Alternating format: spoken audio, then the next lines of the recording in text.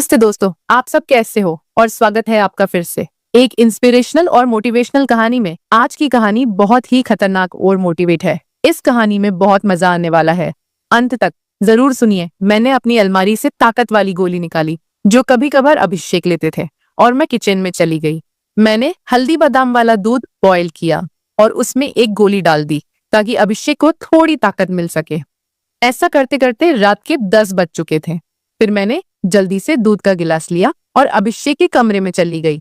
अभिषेक बड़े ध्यान से मेरा इंतजार कर रहे थे। जैसे ही मैं अंदर आई, अभिषेक खड़े हो गए और मुझे देखने लगे। जब वह कुछ नहीं बोला तो मैंने ही पूछ लिया, ऐसे क्या देख रहे हो, बताओ मैं कैसी लग रही हूँ। अभिषेक ने संकोच में कहा, मौसी, मन तो ऐसा कर रहा है कि आपको अभी खा जाऊं।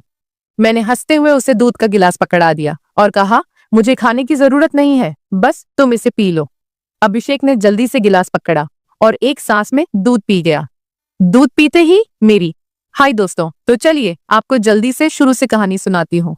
मेरा नाम दीपिका है, मेरी उम्र 28 साल है, लेकिन मेरा दिल हमेशा युवा रहता है और मेरी हाइट लगभग 5 फीट 3 इंच की ऊंचाई के साथ। जब मैं साड़ी पहनती हूँ तो जैसे सब कुछ ठहर जाता है। मेरी सुंदर रंगत पर जब सूरज की किरणें पड़ती हैं तो लगता है मानो मैं एक चांदनी रात में घूम रही हूँ। अब बात करते हैं मेरे 21 साल के भतीजे की, जो मेरा हो गया है। उसकी मासूमियत और उत्साह ने मेरे मन में एक हलचल सी मचा दी है। जब वह मेरी तरफ देखता है तो उसकी आंखों में वह खास चमक होती है, जैसे वह किसी खूबसूरत ख्वाब को देख रहा हो। कभी वह मुझसे कहता है, मौसी, आज आप सच में बहुत सुंदर लग रही हैं। इसलिए मेरे पति कभी कभी दिन में ही मेरा पूजन कर देते हैं। हम शहर में रहते हैं क्योंकि मेरे पति सरकारी नौकरी करते हैं। मेरी 1 साल की एक बेटी भी है, इसलिए दूध की थैलियां भी बड़ी है। मैं अपने पति का आशीर्वाद समझकर रोज लेती थी। भले ही हमारी शादी को 9 साल हो चुके थे, लेकिन मेरे पति अभी तक मुझे अच्छा प्यार करते थे। वैसे आमतौर पर उसका रंग काला ही होता है, लेकिन मैं बहुत साफ सफाई रखती थी और कभी कभार मेकअप भी कर लिया करती थी। पिछले महीने कुछ ऐसा हुआ जिसका हमें बिल्कुल अंदाजा नहीं था। शाम को मेरे पति साहिल घर आ रहे थे। उनके किसी दोस्त की बर्थडे पार्टी थी, इसीलिए दोस्तों ने उन्हें थोड़ी पिला दी थी और वह बाइक से घर लौट रहे थे। आते वक्त उनका एक्सीडेंट हो गया।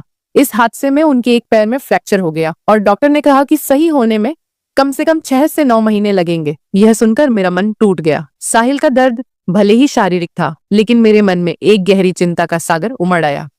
जब मैंने उन्हें अस्पताल में देखा, उनकी आंखों में दर्द का साया था। मैंने तुरंत उनके पास जाकर उनका हाथ थाम लिया।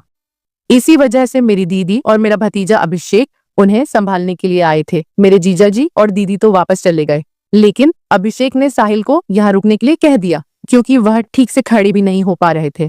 मुझे ही बाजार से सामान लाने और बाहर के काम करने पड़ते थे, इसीलिए मैंने अपनी बहन को कहकर अभिषेक को कुछ दिन रुकने के लिए बोल दिया। अभिषेक मान गया और बहुत खुश हो गया। अभिषेक मेरे कान तक ही आता था, शरीर भी ठीक ठाक था और रंग भी सामान्य था। अभिषेक ज्यादा बिगड़े किस्म का लड़का नहीं लग रहा था और मैं भी खुश थी कि कोई तो आया जो मेरी मदद कर सके। आज अभिषेक मुझसे थोड़ा थोड़ा शर्मा रहा था क्योंकि वह शादी के बाद मुझसे पहली बार मिला था। रात को जब मैं साहिल को खाना खिला रही थी, तब अभिषेक भी हमारे पास बैठा था।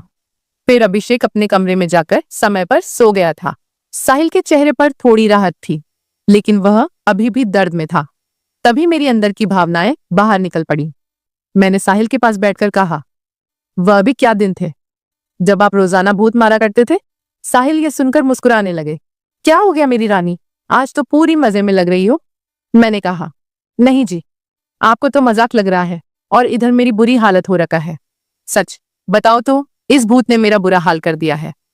मेरे पति बोले, मैं तुम्हारा दर्द समझता हूँ दीपिका, मेरा भी बहुत मन करता है, लेकिन क्या करूं, मैं तो ठीक से खड़ा भी नहीं हो सकता। बस थोड़े दिन और निकाल दो, फिर देखना मैं इस भूत का क्या हाल करता हूँ। तभी मैंने कहा, थोड़े दिन नहीं, पूरे 6 महीने बाकी है प्लास्टर उतरने में, और मेरा तो 1 महीने में ही यह हाल हो गया। पता नहीं आगे के दिन कैसे कटेंगे। मेरे पति मेरी उदासी दूर करने के लिए बोले, चलो वो नहीं तो कम से दूध ही पिला दो, डॉक्टर ने भी कहा है। तभी मैंने हंसते हुए कहा, आपके नसीब में तो वह भी नहीं है क्योंकि आपकी बिटिया रानी ने पी लिया है। हम दोनों जोर जोर से हंसने लगे। मेरे पति मुझे खुश रखने की पूरी कोशिश करते थे, लेकिन मैं क्या करूं, सब बेकार था। थोड़ी देर बाद साहिल सो गए क्योंकि उनकी दवाइयों में नींद की गोलियां भी थीं, लेकिन मुझे नींद कहाँ आ रही थी, इसीलिए मैं खड़ी होकर अभिषेक को देखने चली गई। कि वह सोया है या नहीं, लेकिन अभिषेक अभी तक जाग रहा था और मोबाइल देख रहा था। मैंने उसके कमरे में जाकर कहा, क्या हुआ अभिषेक? 11 बज चुके हैं और तुम अभी तक नहीं सोए। लगता है तुम्हारे मन नहीं लग रहा है। अभिषेक उठकर बैठ गया और बोला, नहीं मौसी, ऐसी बात नहीं है, बस यूं ही फोन देखते देखते लेट हो गया। फिर अभिषेक ने पूछा, मौसी आप भी तो नहीं सोई? मैंने कहा, मुझे तो आजकल नींद ही नहीं आती। अभिषेक ने पूछा, क्यों, क्या बात हो गई? मैंने हंसते हुए कहा, नहीं नहीं, वह मैं तुम्हें नहीं बता सकती। जब तुम्हारी शादी होगी तो तुम्हें खुद ही पता चल जाएगा। मेरे मुंह से ऐसा सुनते ही अभिषेक ने अपनी नजरें नीचे झुका ली और अंदर ही अंदर मुस्कुराने लगा। तभी मैंने कहा, अरे तुम तो इतनी सी बात पर शर्मा गए। अच्छा बताओ, अभी तक कोई लड़की पटाई है या नहीं? अभिषेक कुछ नहीं बोला, उसे अभी भी शर्मा रही थी। तभी मैंने उसका हाथ पकड़ा और कहा, अरे पागल, अपनी मौसी से इतना मत शर्माओ। वह धीरे से बोला, मौसी सच बताओ तो ऐसी बातें मैंने अभी तक अपने दोस्तों से भी नहीं की हैं। मैंने कहा, अच्छा तो मुझे अपना दोस्त ही समझ लो ना, क्योंकि मुझे ऐसी बातें करने में बहुत मजा आता है। अभिषेक ने कहा, हाँ मौसी, एक थी, लेकिन उसने अभी मेरे से दोस्ती तोड़ दी है। मैंने पूछा, तुमने उसकी पिटाई तो कर दी होगी ना? अभिषेक बोला, नहीं मौसी, सच बताऊं तो मैंने उसे ढंग से टच भी नहीं था। मैंने मुंह बनाते हुए कहा, तुम तो बड़े भोले हो अभिषेक। चलो कोई बात नहीं, अब तुम मेरे पास आ गए हो तो मैं तुम्हें सब सिखा दूंगी। मैं बातें करते करते अभिषेक के कमरे में ही सो गई थी। सुबह जब मेरी आंखें खुली तो अभिषेक बेड पर बैठा हुआ मुझे ही निहार रहा था। मेरे उठते ही अभिषेक ने मुझे गुड मॉर्निंग बोला। जब मैंने पूछा, क्या देख रहे हो, तो वह बोला, मौसी आप सच में बहुत खूबसूरत हो। मैंने मुस्कुराते हुए बोली, अच्छा तो अब तुम सुबह सुबह खूबसूरती का नजारा ले रहे हो और रात को तो बड़े शर्मा रहे थे। अभिषेक मुस्कुराकर पूछने लगा, मौसी आप बुरा ना मानो तो एक बात पूछ सकता हूँ? मैंने कहा, अरे पागल, मैं क्यों बुरा मानूंगी, पूछो क्या पूछना है। अभिषेक मुझसे कहने लगा, मौसी सच सच बताना, आप जो 2.5 किलो के वजन अपने पास लिए घूमती हो, आपको भारी नहीं लगता क्या? उसकी अब बात सुनकर मेरी हंसी छूट गई। इसके बाद अभिषेक मुझसे काफी खुल गया था और अब वह मुझसे ज्यादा शर्म नहीं करता था। इससे मैं भी बहुत खुश थी, क्योंकि अब मेरा भी समय अच्छे से कटने लगा था। अभिषेक को आए हुए 11 से 13 दिन बीत चुके थे और वह मुझसे काफी घुल मिल गया था। वह बाहर के सारे काम कर देता, बाजार से सामान ले आता और अपने चाचा को भी घुमा देता। मेरी तो बहुत सेवा करने लगा था। शाम को मेरा सर भी दबा देता और कभी कभी मेरे शरीर को भी आराम देता। लेकिन मेरी फरमाइश दिनों दिन बढ़ रही थी और मेरे पति की हालत अब भी वैसी ही थी। अब सब कुछ मेरी बर्दाश्त के बाहर हो चुका था। मैंने सोचा कि अब तो अभिषेक ही है जो मेरी हेल्प कर सकता है। वैसे मेरे पड़ोस में भी 3 लड़के रहते थे जो स्टडी करते थे। वे भी मुझे देखते थे। जब भी मैं छत पर बाल सुखाने या कपड़े सुखाने जाती तो वे मुझे ही देखते और पहले तो मैंने सोचा कि उनमें से एक को पकड़ लूं ताकि कुछ समय के लिए काम चल जाए। लेकिन फिर मैंने सोचा कि मैं इस घर की इज्जत हूँ और कल को पता नहीं इनमें से कौन मुझे या मेरे पति को बदनाम कर दे। इसीलिए मैंने उन्हें भाव नहीं दिया। लेकिन अभिषेक तो घर का ही है, इसीलिए मैंने सोच लिया कि वही मेरी हेल्प कर सकता है। आज मैंने पक्का प्लान बना लिया कि आज अभिषेक हेल्प ले ही लूंगी। उसके बाद मैं रसोई में खाना बनाने चली गई। जैसे ही अभिषेक नहाकर फ्रेश होने के बाद रसोई में आया, मैंने दूध निकालने का बहाना बना दिया। मैं रसोई घर में ही लोटे से दूध निकाल रही थी। मेरी बेटी अभी नानी के घर गई हुई थी, क्योंकि घर में उसे संभालने वाला कोई नहीं था। इसलिए अब बाकी का दूध निकालना पड़ता था और घर में मेरे पति और अभिषेक के अलावा कोई नहीं था, तो मुझे डर भी नहीं था। जैसे ही अभिषेक अंदर आया, वह मुझे देखकर एकदम घबरा गया और कहने लगा, सॉरी मौसी, मुझे माफ कर दो। मैंने देखा नहीं और बाहर जाने लगा। तभी मैंने उसे रोक लिया। अरे अभिषेक, क्या हुआ? कोई बात नहीं, अंदर आ जाओ, अभिषेक बोला। अरे मौसी, ऐसे में अंदर कैसे आऊं? मैंने कहा, ऐसे वैसे मत करो और जल्दी से आकर मेरी मदद करो। अभिषेक का मन भी कर रहा था, लेकिन मैं उसकी मौसी थी, इसीलिए वह थोड़ा अनकंफर्ट फील कर रहा था। फिर मैंने उसे कहा, अरे इतना क्या शर्मा रहे हो, अब जल्दी से आओ और मेरी मदद करो। धीरे धीरे अभिषेक रसोई में आ गया और पास आकर खड़ा हो गया। वह मुझे देखता ही रह गया। तभी मैंने कहा, ऐसे क्या घूर रहे हो, क्या तुमने आज तक नहीं देखा? अभिषेक बोला, माँ कसम मौसी, मैं आपको बता नहीं सकता कि मुझे कैसा लग रहा है। बहुत ही अच्छा है मौसी। मैंने कहा, तारीफें करना छोड़ो और यहाँ मेरी मदद करो। तभी अभिषेक बोला, मौसी मुझे नहीं आता, कैसे करना है? तो मैंने कहा, अरे बुद्धू, इसमें कुछ नहीं करना, ये लो पकड़ो और बस धीरे धीरे निकलो। थोड़ी देर बाद जब अभिषेक के हेल्प में हाथ तेज होने लगे तो मैंने सोचा कि अब मेरा आगे झुककर सही से काम करने का समय है। मगर जैसे ही मैं झुकने लगी तो देखा कि अभिषेक का काम तो पहले ही खत्म चुका है। उसे देखकर मेरा मन बहुत उदास हुआ, लेकिन फिर भी मेरी हंसी निकल ही पड़ी। मैंने नाराजगी से अभिषेक को मारते हुए कहा, यह क्या किया पागल, तुमने तो शुरू होने से पहले ही खत्म कर दिया। इसके बाद जैसे ही अभिषेक का नशा उतरा, उसने हड़बड़ा हुए कहा, सॉरी मौसी, सॉरी, वो मैंने ऐसा काम पहले कभी नहीं किया, इसलिए मुझसे ऐसा हो गया। मैं अभी जाकर साफ करके आता हूँ। और उसने मेरी एक भी बात नहीं सुनी और तुरंत रसोई में से चला गया। मैंने भी उसे ज्यादा रोकने की कोशिश नहीं की, क्योंकि मैं समझ चुकी थी कि यह उसके लिए इतना आसान नहीं होगा। इस चक्कर में आज खाना भी लेट हो गया था, इसलिए मैंने जल्दी से खाना तैयार किया और साहिल को कमरे में देने के लिए चली गई। साहिल भी बैठे बैठे खाने का इंतजार कर रहे थे। साहिल बिल्कुल सीधे साधे और सरल स्वभाव वाले आदमी है। वह मेरी बहुत चिंता करते हैं। जब मैं उनके लिए खाना लेकर गई तो पूरा पसीने से भीगी हुई थी। मुझे देखकर वह बोले, इतनी जल्दबाजी क्यों करती हो दीपिका, धीरे धीरे काम कर लिया करो ना। देखो तुमने अपना क्या हाल बना लिया है। तब मैंने उन्हें छेड़ते हुए कहा, यह तो कुछ भी नहीं है। जब तुम काम करते हो तो मेरा इससे भी बुरा हाल हो जाता है, और तब तो मैं तुम्हें रुकने के लिए भी कहती हूँ, लेकिन तुम तो नो कहकर काम की स्पीडी को दुगना कर देते हो। मेरे मुंह से ऐसा सुनकर मेरे पति मुस्कुराने लगे। तुम भी ना दीपिका, कहाँ की बात कहाँ ले जाती हो। इसके बाद साहिल ने खाना खा लिया और मैंने उन्हें दवाई भी दे दी। दवाई लेने के बाद उन्हें नींद आ गई और वह आराम करने लगे। मैं भी काफी थक चुकी थी, इसलिए मैं नहा धोकर फ्रेश हो गई। इसके बाद मैं अभिषेक के कमरे में उससे देखने के लिए तो वह भी सो चुका था। फिर मैं भी आकर आराम करने लगी। शाम को जब मैं अभिषेक को चाय देने गई तो वह बैठा फोन चला रहा था। मुझे देखकर उसके चेहरे पर मुस्कान आ गई। मैं भी उसे देखकर हंसने लगी और मैंने उससे पूछ लिया, क्या बात है अभिषेक, आज तो तुम काफी ढीले ढाले से लग रहे हो। अभिषेक बोला, मौसी, वह मैंने पहली बार काम ऐसा अनुभव लिया था। प्लीज आप बुरा मत मानना, मैं सच बता रहा हूँ, बिल्कुल मेरे से काम नहीं कर पाया। तभी मैंने उसे रोकते हुए कहा, अरे बेवकूफ, मैं कब बुरा मानने लगी, वैसे सच बताऊं तो मुझे भी अच्छा लग रहा था। इसके बाद मैंने अभिषेक को चाय पकड़ा दी और उसके साथ बैठकर पीने लगी। हम दोनों बातें करने लगे। आज अभिषेक के मुंह से मेरे लिए तो फूल ही झड़ रहे थे। वह बस मेरी तारीफें ही करता जा रहा था। मौसी, आप बहुत अच्छी हो। मैं तो सोच रही हूँ कि सारी उम्र आपके ही घर रहूं। इन 13 दिनों में मुझे स्वर्ग जैसा महसूस होने लगा है, और ऊपर से आपकी खूबसूरती। मैंने मुस्कुराते हुए कहा, आज तो तुम्हारे मुंह से सिर्फ तारीफें ही निकल रही हैं, लगता है। अभिषेक मेरा हाथ पकड़कर बोला, आप सही कह रही हैं मौसी, अब आपको भी मेरे काम में मेरी मदद करनी होगी। अब तो आपको मेरी बात माननी ही होगी। प्लीज मौसी, मना मत करना, बस एक बार के लिए मेरी काम वाली बन जाओ। इसके बाद आप जो भी कहेंगी मैं करूंगा। जब अभिषेक सब कह रहा था तो उसका चेहरा लाल टमाटर जैसा हो गया था और मेरी मुस्कुराहट फूट पड़ी थी। मैंने उसके सर पर हाथ फिरते हुए कहा, अरे पगले, इतना सीरियस क्यों हो रहे हो?